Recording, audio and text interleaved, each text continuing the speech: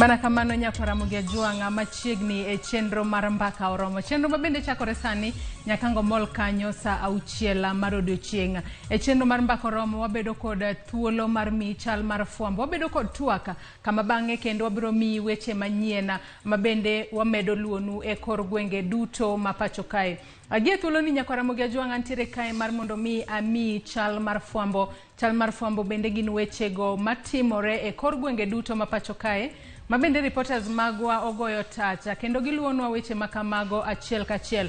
Obed wechego mag campaigns masani otimonewa e kor gwenge mapacho kae. Obed wechego mag thieth, wechego mag pur, wechego mag tuke duto waluonu achiel kachiel kendo wabiro migi e yo makare e wechewa mamoko mag odiochieng' makawuono. To ka wachako chal mar fwambo kinyi makawuono nyako Ramogi Tv wachako kuma campaigns itere. Parni campaigns dhi karumo e pacho kae.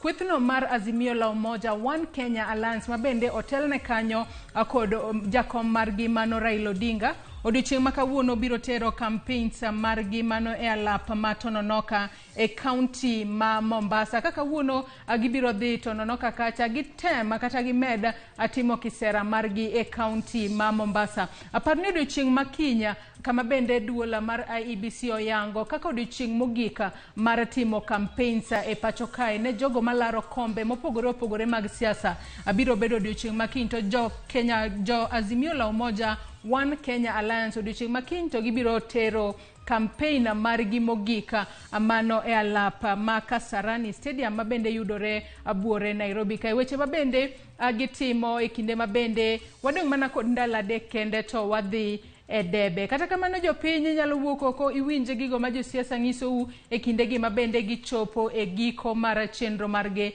mar kisera mar ombulu. Ka wawere kod Azimio la Umoja we wangi aneni to jo Kenya Kwanza kawuono atero campaigns mag kanye. Kenya Kwanza mabende otelne kod amano jalup jatenda piny Kenya William Ruto malaro kom ten piny Kenya kod otiko mar UDA. Akawuono biro tero campaign margi kata nitiere kisera margi mar ombulu mano kam kunji buore Nairobi kae. Ka bende podi gibiro dhi kacha mar mondo mi gimed wuoyo kod jopiny, gimed lombo jopiny olutnegi ombulu. Kaluwore ni kacho bedo nodong' mana ndalo adek kende, nitiere jopiny moko mapok ong'ado bura ni gibiro luto ne ng'a ombulu e yiero mar tarik 9 dwe mar 8 higani. Ka jo Kenya Kwanza to odiochieng' makiny mabende en odiochieng' mogika mar timo campaigns. Gibiro bago campaigns magi kiny odiochieng' mogika e alap ma Nyayo Stadium buore Nairobi ka. Magi mana ng'wech magi mogika mano motelo ne dhi e debe. Kinde mabende giduto giyudo thuolo maromre marakore e debe kaka josiasa malaro kombe mopogore opogore e pacho kae. Nyako Ramogi Tv ka wawere kod wechego mag campaigns mago mag Kenya Kwanza kaachiel kod mago mag Azimio la Umoja. We wangi aneni to ang'o mabende timore nyako Ramogi Tv makawuono odiochieng' makawuono. Weche mabende podi waluonu machiegni odiochieng' makawuono. We wadhi aneni to e county ma Kisii to ang'o matimore kawuono. Nyako Ramogi Tv e county ma Kisii gino mabende timore kawuono. Nyako Ramogi Tv mabende jafwambo marwa e county ma Kisii kocha luonwa machiegni. Kawuono mano jolony kata mine mabende gin jolony e sectors mopogore opogore. Odiochieng' makawuono igeno ni gibiro loso kod ute fwambo kotudore kod monj moro mayande omonj godo jagor mano jagore migao no mar thieth mano Susan Muchache.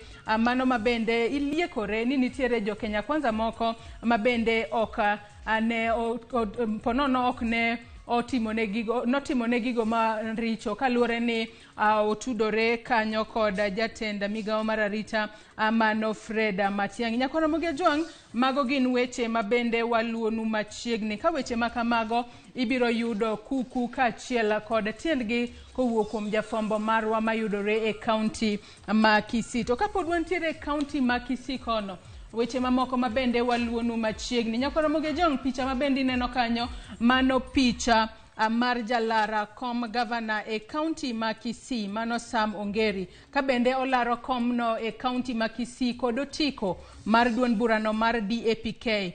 Nyaka sani ni jalupne mabende ne gintiere godo e ng'wech mar laro kom governor e county ma Kisii no juang'e. Jalupne kose juang'e to nyaka sani podi otemo yore makoni kod kocha mar manyo jal machielo mabende obiro bedo kaka jalupne mabende ne ojuang'e ne en Josiah Manga mabende noweyo mano Sam Ongeri kabende ojuang'e noriwore kod kwethno mar Kenya Kwanza. Kata kamano nyaka sani Ongeri podi chunye dang'ni kabende podi otemo manyo ajal mabende biro bedo jalupne e ng'wech mar laro kom governor e county ma Kisii. Weche makamago nyakwa Ramogi Ajuang podi wamedo luonu machiegni kendo kuku kaachiel kod tiendgi wabiro mi e wechewa mamoko mag odiochieng' ma kawuono. Nyakwa Ramogi Ajuang ka wadhi e weche mamoko mabende podi waluonu ang'isi ni weche makamagi jofwambo mag goyo tache e kor gwenge duto ma pacho kae mar neno ni iyudogi e yo makare e wang' sa maonge deko mora mora. Ka wadhi mbele kod weche mabende timore nyakwa Ramogi Ajuang, picha mabende ineno kanyo mano picha mar jambetre mano Dr. Monica Juma mabende jatend migao mar teko e pacho kae. Kodiochieng' ma kawuono igeno ni obiro chiwo twak makende mar nyiso kata chiwo chal mar teko e pacho kae kabende obiro chiwo chalno mar sekta mar teko akaluore ni gisani wechego mag teko kata wechego mag energy osebedo weche mabende jo Kenya osebedo kaluwo machiegni ahinya. Kodiochieng' ma kawuono koro ibiro chunwa lera makare ni sekta mar teko e pacho kae to nyaka sani dhi e yo machalo kaka mane. Nyakwa Ramogi Ajuang weche makamago gin weche mabende waluonu machiegni kabende wabiro mi weche makamago kuku kaachiel kod tiendgi e wechewa manyien mamoko mag odiochieng' ma kawuono.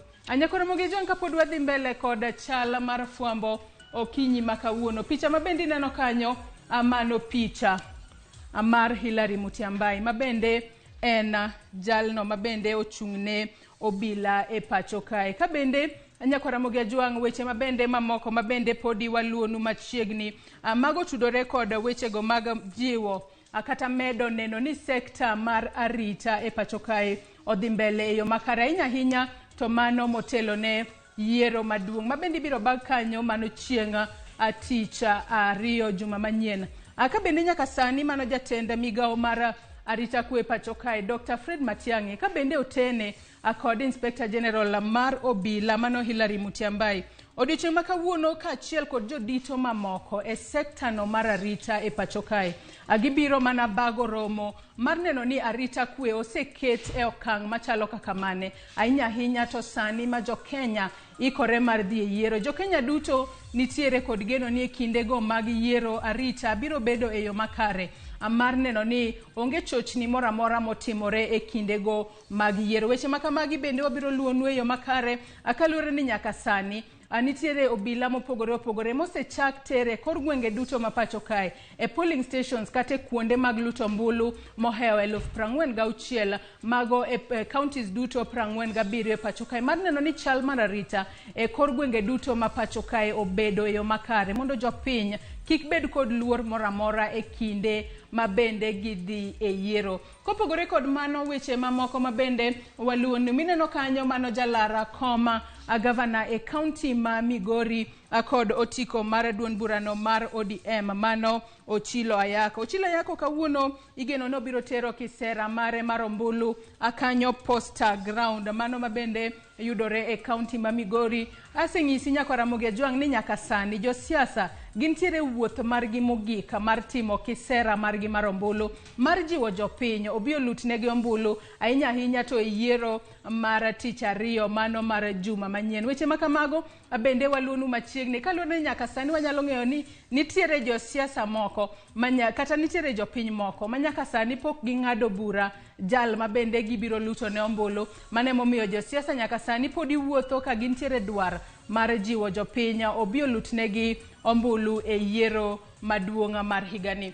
Weche mamoko mabende waluonu e county ma Kisumu jaloso e lo piny owacho mano Cyrus Oguna odiochieng' ma kawuono igeno ni gibiro chiwo chal mar ikruok ne yiere county ma Kisumu, ka bende ibiro tene kanyo kod regional commissioner mag gwengego mag Nyanza mano Magu Mutundika, ka bende chenro makamano bende wabilo luonu machiegni amaneno ni e kinde ma bende gibiro romo gin weche kaka mage magibiro wacho e romo makamano, kalure ni sani gino ma bende jo Kenya dwa winjo gin okenge mage makare ma bende oseket piny mar neno ni yiero obedo e yor kwe kata e yor ratiro maonge kod mibadhi mora mora. Mano Saira Soguna ma bende biro romo kanyo kata biro bago romo kod jo kanyo mopogore opogore e sekta mar arita kata regional commissioner e county ma Kisumu, mano Nyanza regional commissioner mano Magu Mutundika. Weche makamago nyakora Mogi Ajwang'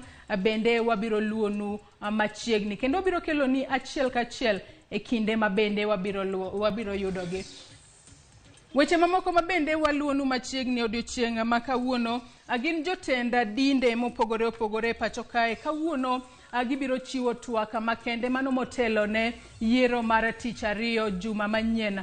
Kalure ni jotenda din mopogore opogore pacho kae osebedo ng'ala manyime mar lando injili mar kwe, mar jiwo jo Kenya odag kanyakla, odag kowete maonge mibadhi, maonge chochni mora mora kata maonge tulo mora mora. Kalure ni yiero en gino mabiro to rumo, kata kamano jirandi midak godo onego bed ni dak godo e yor kwe kata e kindegi mag yiero. Mane momiyo jotenda dinde mopogore opogore mago mayudore Siaya biro bago romo makamano mar neno ni gijiwo kwe kaachiel kod dak kanyakla mar oganda e kindegi ma bende wadhi e yiero. Akawa wuok kanyo nyakwara Mogi Ajwang', weche mamoko ma bende waluonu ma bende jafwambo marwa e county ma Homa Bay biro luonu machiegni mano Ali Abich. En rango kaponi jolupo mago mawuok kata jolupo manitiere e gwengego mag Migingo ka bende giseketo okenge makare mag neno ni chieng' mar bende kata chieng' no mar tarik 8 kaachiel kod tarik 9 gichungo chenro mag giduto mag dhi lupo kendo gineno ni giwuok oko kar rombgi mar dhi luto ombulu mano e yiero maduong' mar tarik 9 dwe manyien. Weche makamago gin weche ma bende waluonu machiegni kalure ni jolupo makamago ang'eyo ni ginyalo chungo chenro margi mag lupo kalure ni gin bende kaka jolupo pacho kae onego bed ni gineno ni gibedo e kind jogo ma bende biro bedo yo ng'ala manyime mar luto ombulu ne jotelo ma bende gintiere kod geno ni biro kelo negi lokruok e yo makare e pacho kae. Wach makamano ang'eyo ni jafwambo marwa mayudore e county ma Homa Bay mano Ali Abich biro luonwa machiegni kendo biro yudogi e yo makare kinde ma bende report makamano biro donjonwa.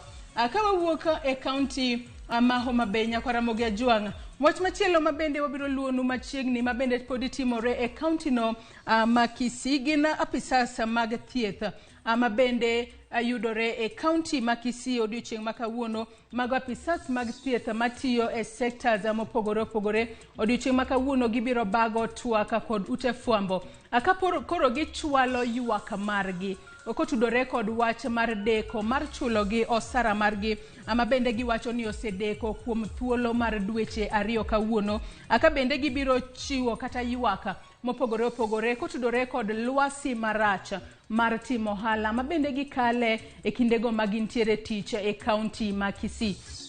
Weche goduto ma bende timore e county ma Kisii nyakwara Mogi Ajwang' jafwambo marwa mano Crispina Otieno nitiere Kisii kocha kendo luono weche makamago e yo makare. Wabiro kelo ni weche makamago e weche wa mamoko maga odiochieng' makawuono. Nyakwara Mogi Ajwang' gikanye mwachopo godo e giko mar chal mar fwambo okinyi makawuono. Kata kamano ok datiek chal mar fwambo moka koso mar nyisi ni tukego mag English Premier League EPL chakore ayanga otieno makawuono mano kar saa 4 mar otieno kama Crystal Palace biro rakore kod Arsenal mano kar saa 4 mar otieno. Johera mag Arsenal ang'eyo ni waketo wang'wa mar neno ni tugo makamano biro bedo e yo machalo nade. Kata kamano nyakwara Mogi Ajwang' weche makamago podi wabiro luonu machiegni. Gikanye mwachopo godo e giko mar chala mar fwambo kinyi makawuono. Kata kamano chenro podi dhi mbele tok mae kata tok ka oyuyo matin abiro duogo kod twak mar ariyo e chenro mar mbaka oromo. Kik idhi mabor.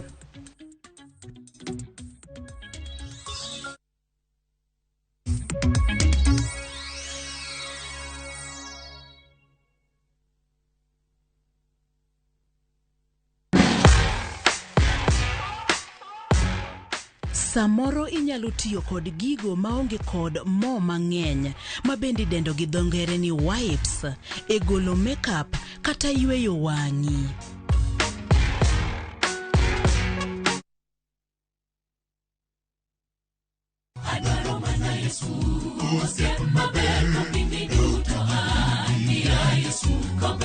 Chung kod wende mag pako Nyasaye, ngeso ka ngeso gokinyi, kod injili mapuonjo, gwedho, kendo loko ngima. Chik mana iti ne duond polo. Koa kuom jotich Nyasaye mowal, makelo weche mag geno. Paka malik madongo waseneno ka jawaro chungo. E thuolo ma samoro ji oseparo ne ok nyalore. Ruoth Nyasacha e ruodha.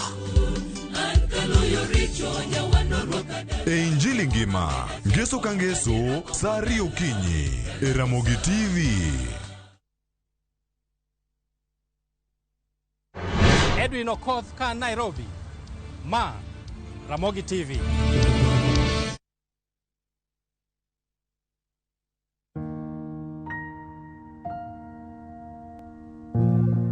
I will vote for Baba and Martha in the forthcoming general presidential election because the progress and the safety of our country depends on the implementation of the Constitution. This coming general election provides us with the only opportunity to achieve that which we always sought. That is the end of second liberation, so that we can get into the threshold of the third liberation. This is Raila's moment. This is Kenya's hour. Because in Raila Odinga's leadership, we are supporting a patriot who has fought for many years for Kenya democratic space and for social justice. Tunajivunia Kenya mpya kwa kuwa tunaelekea katika kubadilisha nchi yetu kwa upole na amani na ustaarabu, na ninawaomba na ninawasihi tumpigie kura kiongozi wetu wa chama cha ODM na ambaye ndiye kinara wa Azimio, Raila Amolo Odinga. Vote Azimio, vote blue.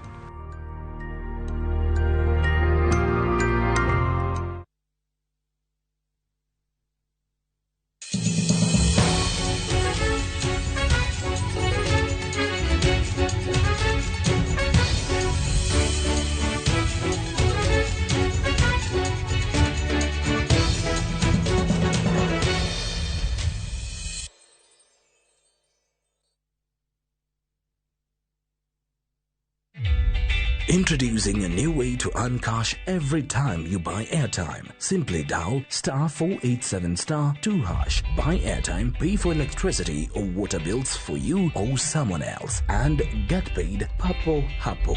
Usinunue airtime na tokens bure bure tu. Earn instantly with *487*2#. Dial *487*2#. Now.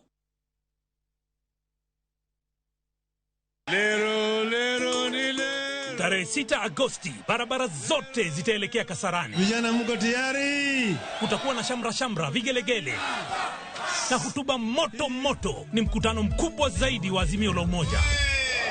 Njooni tujumuike na Mheshimiwa Raila Odinga, Martha Karua na vigogo wote wa Azimio kuanzia saa 4 asubuhi. Njooni tukamilishe kampeni zetu in style.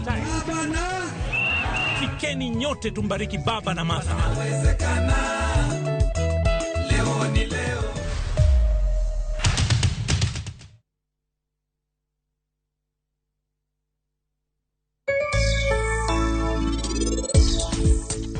Jono DVD ni sani onge gimoro mabotimore ne biyano. Laktar minene video mineno no negingeni en ng'ata. To yath moya chuo godo baba uno ok en yath manyalo konyo baba. To thapkino ibiro chako ere kende or joka Pandeika. Sidino nok ti maber. Ne onge gimoro kanyo. kendo sani tapki ok nyal konyi. Koro in idwa reso ngima babau, kose in idwaro sidi manyalo reso ngima Bihar?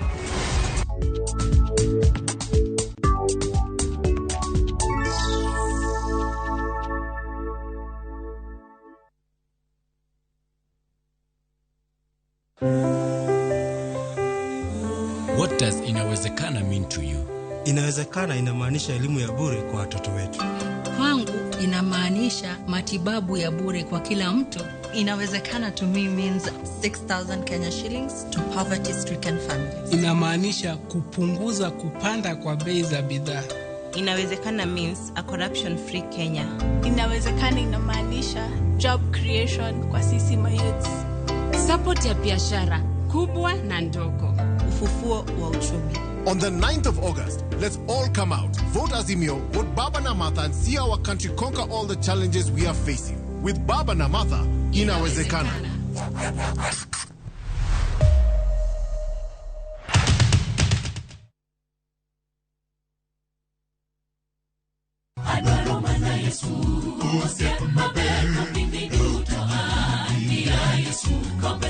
Chung kod wende mag pako Nyasaye, ngeso ka ngeso gokinyi, kod injili mapuonjo, gwedho, kendo loko ngima.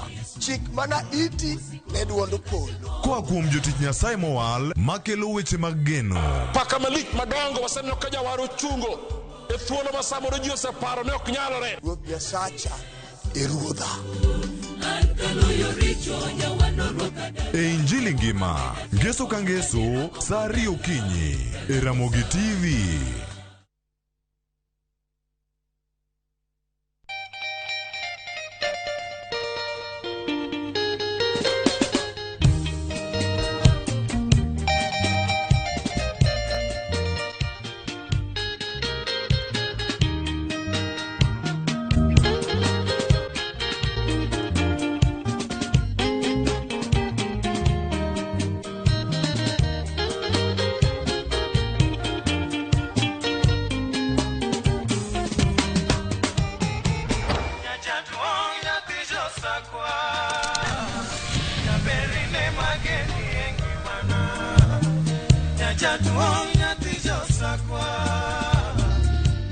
Radio Ramogi, Cartoon Jaluo.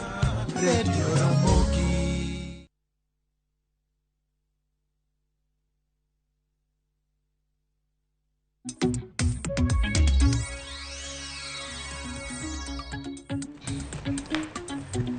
Mana kamano nyako Ramogi Ajuanga machiegni e twak mar ariyo e chenro mar mbaka oromo. Twak mabende chakore sani nyakango mol kanyo saa 5 mar onyango. Kinyi makawuono wadwa twaka koda rawere. Rawere sani odong' mana ndalo 3 kende to wadhi e debe.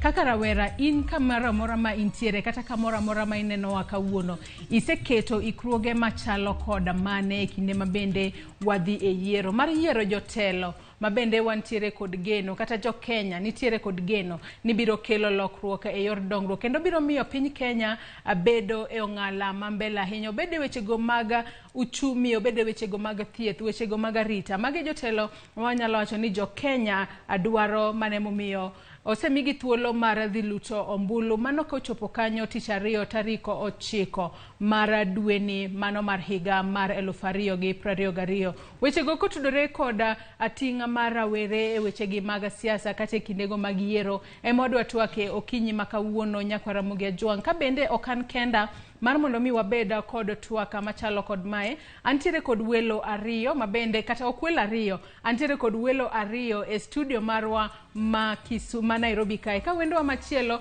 abiro riwore kodwa achiel kachiel ka entiere e studio marwa mayudore e boma ma Kisumu kachako kod welo mabende antiere godo e studio marwa ma Nairobi kae wendo mokwongo en Brenda Ongalo mabende en okil kata en advocate ka bende en rawera ka en bendo dwa mana medo chwalo duonde ewi rawere kod siasa mabende en thuon wacha ma watwake okinyi makawuono machiegni ahinya Brenda e twak mar okinyi makawuono. Erokamano ahinya.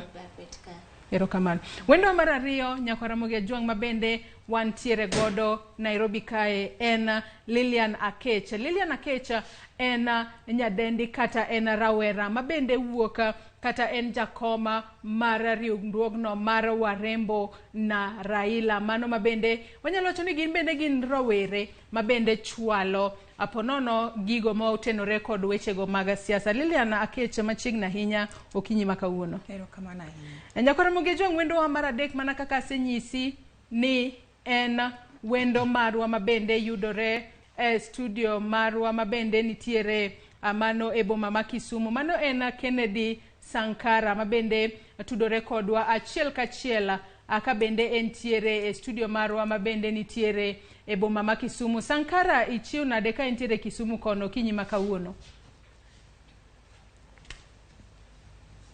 Erokamano Joyce, achiel maber kan Kisumu dala kendo aneno ka piny mor, piny oil seche chopo. Erokamano ahinya. Machiegni ahinya e twaka marwa okinyi makawuono aka bende watwaka kotudore kod wechego mag rawere kod siasa. Sankara ka wachako kodi aka entiere e boma ma Kisumu kono. Sani wadong' kod ndalo adek kende to wadhi e debe kata jo Kenya dhi e yiero mano tarik 9 dwe mar 8 higani. Kaka rawera kata rowere ting' mane mar rowere nitiere godo sani maseche e kinde mabende odong' mana ndalo adek kende?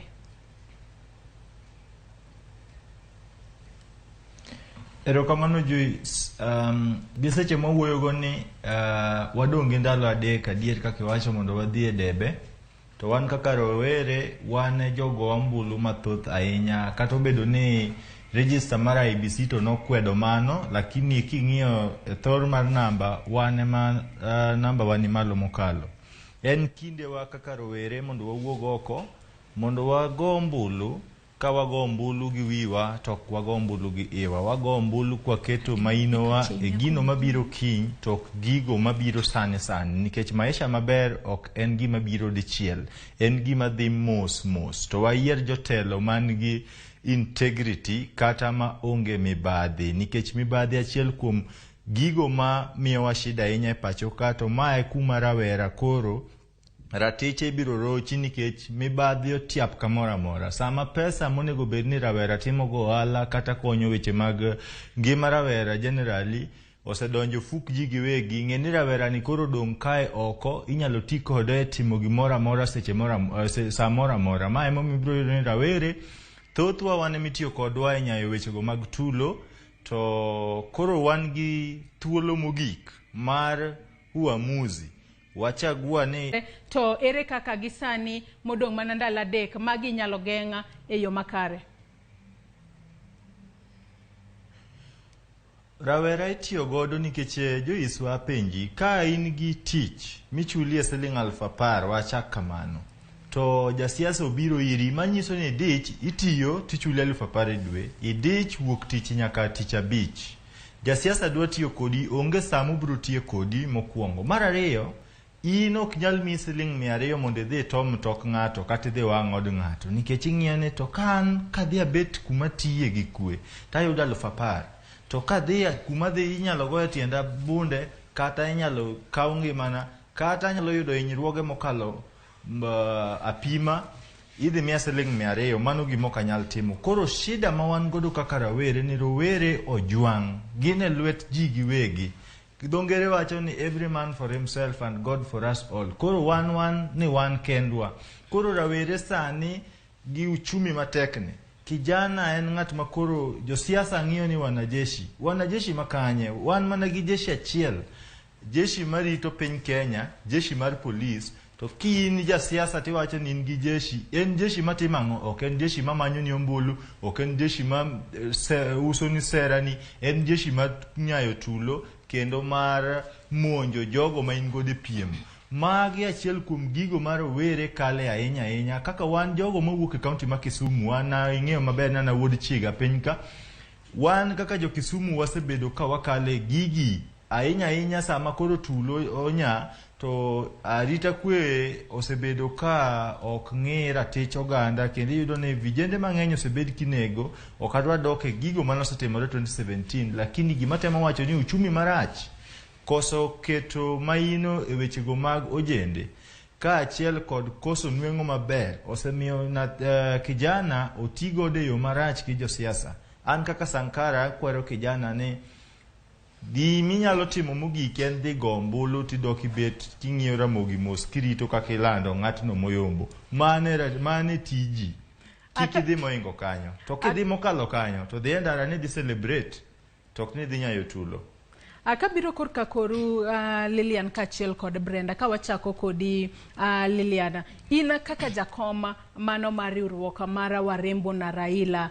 Un kaka rawere manitiere riwruok makamano. En ting mane mabende sani uketo mbele ahinya to sani mabende odong' mana ndalo adek to wadhi e debe. Ere kaka po nono ujiwo jopiny kata ujiwo rowere weteu mar mondo mi uwuog oko lutombulu. Mana kaka winjo ka Sankara wacho ni kwan rowere wachore ni rowere thoth ahinya e pachoka. To bende kaka githothgo be giwuok kar rombgi gidhi gi lutombulu kose kochopo chieng' yiero to gininda ninda.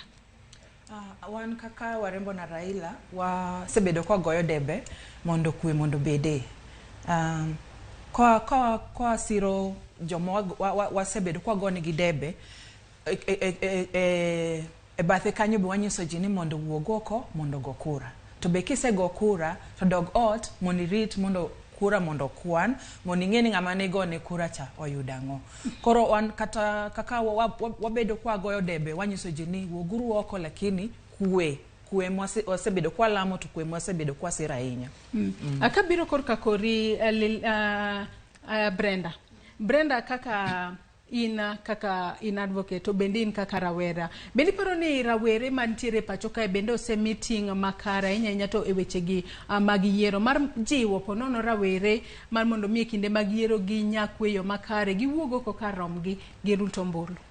Gima seneno ka timore en ni kirango ni rowere e majority ma jogo kura wang'ni to josiasa osebedo ka tiyo gi rowere yo mok ber ahinya nikech gino girang ni ng'atni kama keteni be en safe, security mare en guaranteed. En ong'e ni adwaro numbers to ka wacho ni rowere obi to ang' nigi bi nikech mokwongo unemployment nitie kanyo. Sankara wacho ni kionge tich kamoro to ng'ato luongi ni bi adhi miyi 200 tibo tiwo tich moro amora ma jasiasa nomiyi. Koro apani gimo kosebedo ka timre maber en ni josiasa osebedo ka tiyo gi rowere e yo mok ber ahinya nikech kinya kawo nyathi ng'ato tinyiso ni adhi miyi 200 kata ang' namiyi 50 bob to lakini adwa ni dhi pong' na rally na kata idhi e rally mar opponent mara kata idhi kel tulo kamigo e siasa. Ok en gima ber gi rowere. To ting ma onego bed ni rowere nigo onego bed ni wang'e ni kaka wang'eny kaka joma tindo the decision mar kata future mar Kenya ka lies on us. Omiyo gima wanya timo maber en ni siasa ok rach. Sama idwa go siasa no dhi go siasa ting'e ni go e yo mantie gi kwe nikech ka ng'e dhi kacha kihinyori to in kendi seche moko ionge tich. Kisehinyori mochuno ni nyaka idhi hospital pesa mari ionge insurance. Jok moketi kanyo ni dhi gore nigi to gin gi pesa gin gi insurance covers malong'o ma kapo ni gimoro tulo moro owuok to accident moro timre kata kuma udhi e romo mag siasa iyudo ka ndege biro gole kama entie tere kamoro. Koro ka ng'ama rawera ng'iya ni future mar Kenya ni e lweti square.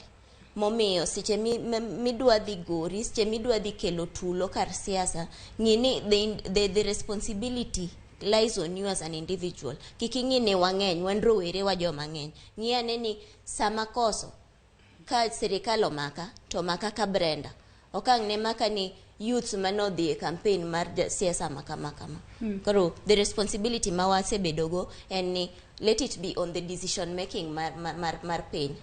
Nyakora mogejo ng'amedo paro ni okinyi makawuono thuon wach mabende watu wake otudore koda rawere koda siasa. Aka bende rawere thothne e mang'eny ahinya e pacho kae. Kendo nyaka sani onego bed ni jiwogi mar mondo mi giwuog oko giluto mbulu karomgi. E kindegi mabende odong'a mana ndalo adek kende to wadhi e yiero. Antiere kod welo adek, wendo achiel nitiere e studio marwa ma bende nitiere e boma ma Kisumu. Kabiro korka kori Sankara isewacho ni ponono gigo mamiyo kata rawere wuok oko mondo gidhi ponono oti kod gimaracha kod josiasa mar mondo mi ponono gikel tulo kata ginya wechego ma ok donga piny Kenya kata manyalo kelo athua e kind oganda dhoudi moro amora.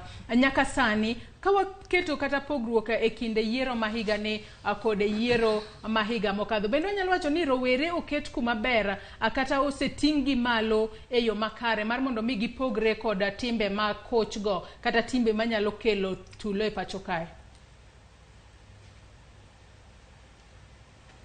Joyce, abro wuoye loya mokwongo. An kaka jatend rawere, manen jatend rawere chamano mar ANC kendo National Secretary General mar Youth for Kenya Kwanza. Lakini kisama wuoyo kodi ni nokawacho maber ni an koro Sankara kang'adi matin Sankara. Chopo watero Sankara kang'adi matin iwacho ni mane en man tiende ni sani okina kosanga matimore. An awuoyo kawuok dala Kisumu, awacho ni an Kennedy Ochieng Sankara, the former or National Youth Leader ANC Party and National Secretary General Youth for Kenya Kwanza, crossed over to Azimio yesterday. Kiny nesida yanga pau tuke makasarani gi team na makiny wadhi kogodo jakom e State House. Koro kadok chien gimani penja, an kaka rawera asebedo kata jatend rawera asebedo ka wuotho e Kenya ka gi kacha kabire media mopogore ka watemo jiwo jende ni to ka siasa ochopo, siasa bade lach, siasa chalo dhiang' ko yang' to kitho gi iwe kende, inyalo mako bam ne teringo garinga, kiki yier kumarach, in yiero chogo, yiero lweny, yiero tulo, ng'ato yiero ringo, ng'ato yiero bor, chama dhodho tineno. Koro asebedo ka wanyiso vijende ni ka sa yiero chopo, in inyalo pogori kode paro, to an apogora kodi paro be, lakini okonego nyisni, okochuno nyaka wanyisni wapogore paro. Anyalo pogora kodi paro taling' mos kata chiwo luor ne pachi, manyiso ni anyalo pogora kodi paro lakini pod an gi thuolo mar rwako pogruok wani kendo pod wadong' kaka joka ng'ato, nikech kidak kata kama okibipenya Sankara wood ka diji jachiga, lakini samusopo sa yiero kokibiro winjo kako ech penya ne to ini wuok Kisumu ija kanye kata ini wuok kanye Kenya ka. Kora nyiso rawere ni nyaka wang'e ni siasa biro to en gima dhi, in gi an wan wadong' ka. Kik wayie jasiasa sama gidhi mosore kata kama gidhi loso winjruok e kindgi ok gibiting'i, lakini sama gidwaro lweny magiloso nikech mani ine mitiyo kodi ka, ine mimiye thuolo mar dhi bete mesa cha, ine ka en jo ohala to ine gik miuso. Koro in kisedhi kelo tension go uwi ka gi kacha, en odhi kacha to giwuoyo to lwedo gwenyore mesa to duogo wacho ni koro sani en kama. Anyiso rowere ni dhi e ombulu, dhi e debe, go ombulu nikech iseamua ni ng'ane madhi miyo, to kisemiye dog bos dala kao kom ne Ramogi TV kata TV mora mora mineni rit katimore TV lakini kikiwuok karawere. Thuon wacho mabende watu wake okinyi ma kawuono otudore kod rawere kod siasa. In kaka rawera ma ineno asani kamora mora ma intiere ting' mane ma intiere godo gi sani ma jo Kenya odong' kod ndalo adek kende to wadhi e yiero. To en yiero mabende wantiere kod geno kata gino mabende nyaka sani wadwano bede ong'ala manyime. En wechego mag dak kod kwe kod dak kamora achiel maonge tulo mora mora. Tok wiyo matin waduogo wadhi mbele kod twak marwa. Kik idhi mabor.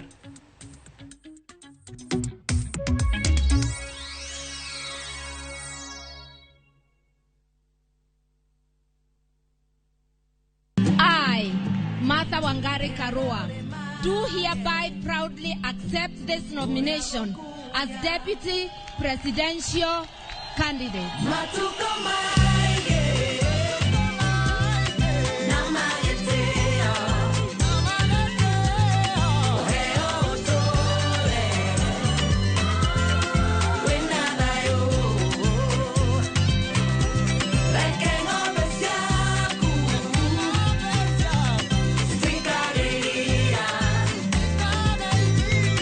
Naro iwa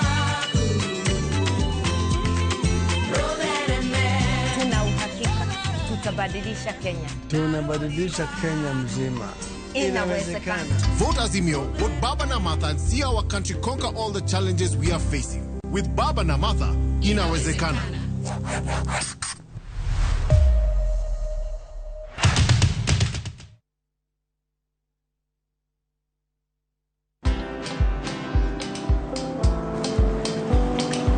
Niaje? Ni kama unashangaa kwa nini naangalia simu with so much focus, eh? Usishangae sana. Nimekuwa ndani ya story kabisa. Ni kama ile alia juzi. Ni kama nilikuwa hapo. Iki happen. And when this new market was being opened, ni kama nilikuwa hapo tu. Hata vile local tourists for a special rate at the coast, I was there. And when this new road was being commissioned, I was right there. Na hata wewe, unaweza kuwa ndani ya story wherever you are. Just download Citizen Digital. Stay informed on all the news and events as they happen across the country, the continent, and the world at large. Download Citizen Digital, Kenya's #1 news app.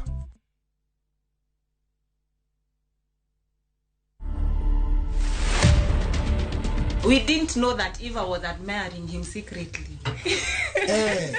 Sometimes I tend to believe that my love is itosha msichana moja. And naturally I was born a polygamous person. 3 of us, we are enough for him. We are not going to allow him to bring another one. To watch this story and more, download the Citizen Digital app today. Kenya's #1 app, Citizen Digital. Shabiki Jackpot Mbao wiki hii. Cheza mechi hizi ili ushinde 20,990,510 shillings. Shabiki Jackpot Mbao, the easiest jackpot in Kenya. Strictly not for persons under the age of 18. Betting can be addictive. Play responsibly. Shabiki.com is authorized and regulated by the BCLB. License number 416.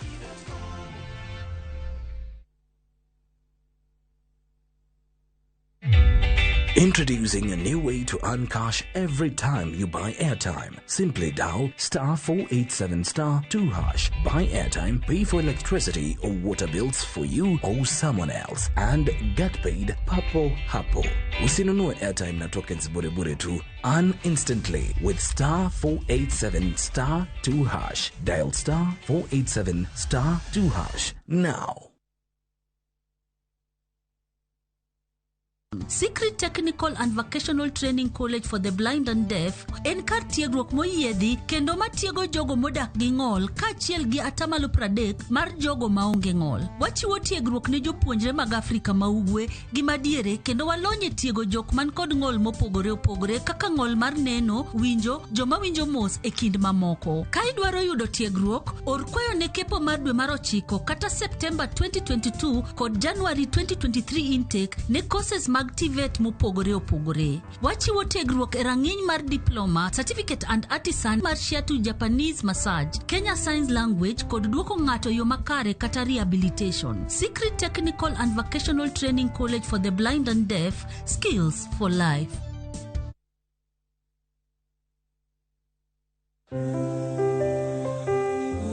What does inawezekana mean to you? Inawezekana inamaanisha elimu ya bure kwa watoto wetu. Kwangu inamaanisha matibabu ya bure kwa kila mtu. Inawezekana to me means 6,000 Kenya shillings to poverty-stricken families. Inamaanisha kupunguza kupanda kwa bei za bidhaa. Inawezekana means a corruption-free Kenya. Inawezekana inamaanisha job creation kwa sisi mayouths.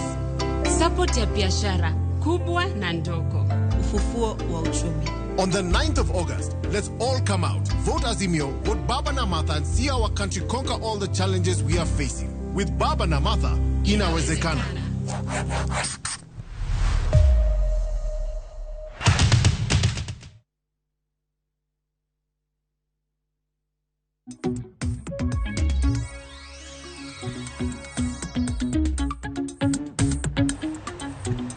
Machiegni kendo nyako Ramogi mondo wadhi mbele kod twak marwa e chenro mar mbako romo twaka ewi rowere koda siasa. Inya to sani mabende piny Kenya dhi e yiero mano tarik 9 dwe mar 8 higani. Parni chieng'no bende sirikal ma pacho ka oselanda yanga ni en chieng'no mar yweyo mar mondo mi ochiw thuolo ne jo Kenya duto obed kod thuolo makare mar dhi luto mbulu maonge chochni moramora, maonge ni ng'ato biro wacho ni ok adhi luto mbulu nikech adhi tich. En chieng'no mabende oseyangi kaka chieng'no mar yweyo, kendo inyalo bedo kod thuolo malach kochakore sa 12 okinyi nyaka sa 11 mamidhiambo idhi luto mbulu kumoramora ma ilute ombulu e pacho kae.